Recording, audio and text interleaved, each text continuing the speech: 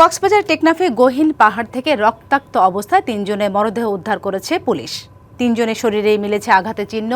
প্রাথমিকভাবে ধারণা করা হচ্ছে অপহরণ ও মানব পাচারকে কেন্দ্র করে এ ঘটনা ঘটতে পারে এবং এ ঘটনায় জড়িতদের ধরতে তদন্ত করছে পুলিশ।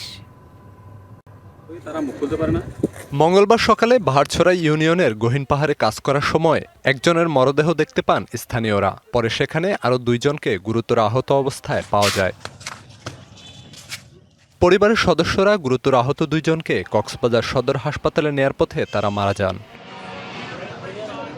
নিহত মুজিবুল্লাহ, নুরুল বশর ও রবি আলম বাহারছড়া ইউনিয়নের শিলখালী গ্রামের বাসিন্দা। নিহতদের বিরুদ্ধে অপহরণ ও মানব পাচারের সঙ্গে সম্পৃক্ততার অভিযোগ রয়েছে। দুই গ্রুপের ভিতরে সংঘর্ষ হয়েছে। সংঘর্ষের এক পর্যায়ে ওনাদের গ্রুপের তিনজনই আহত হয়ে তারা মৃত্যুবরণ করেছেন। তারা বিভিন্ন সময় মানব পাচার এবং অপহরণ করে থাকে। রাতে চাচাতো ভাই মুর্শেদের ফোন পেয়ে বাসা থেকে বের হন রবি। এমন দাবি পরিবারের। অপরাধীদের দৃষ্টান্তমূলক শাস্তি চান তারা।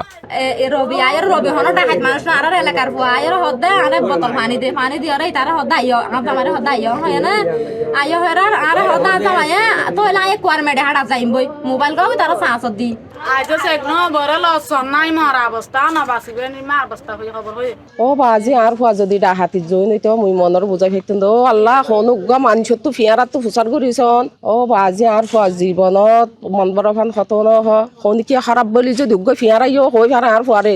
স্থানীয়রা বলছেন বাহারছড়া পাহাড়ি এলাকায় দীর্ঘদিন ধরে সশস্ত্র অপহরণ ও মানব পাচার চক্র সক্রিয়। যদি কোনো কিছু বলতে যাই বলে তখন দেখবেন যে রাতে তার যে বাসায় থাকতে পারবে বা সে যে জীবন নিয়ে বাঁচতে পারবে সেটা নিশ্চয়তা কেউ দিতে পারবে না, যে জন্য মানুষের মুখ বন্ধ। খবর পেয়ে তিনজনের মরদেহ উদ্ধার করেছে পুলিশ। শরীরে পাওয়া গেছে ধারালো অস্ত্রের আঘাত ও মাথায় জখমের চিহ্ন। তিনজনের মরদেহ ময়নাতদন্তের জন্য পাঠানো হয়েছে কক্সবাজার সদর হাসপাতালে। DBC news desk.